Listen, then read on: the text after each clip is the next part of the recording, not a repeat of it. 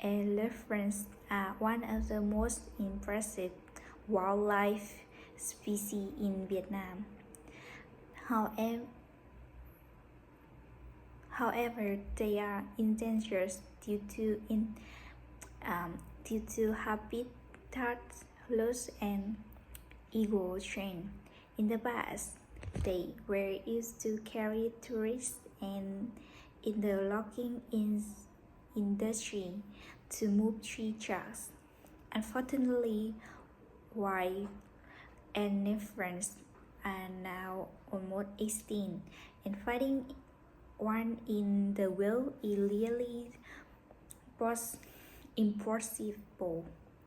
To protect their manifesto animals, we need to boycott products made from elephants' guts and take action against poaching. National parks like Jok Don. Do you know Jok Don in Đắk Lắk is spelled YOKDON,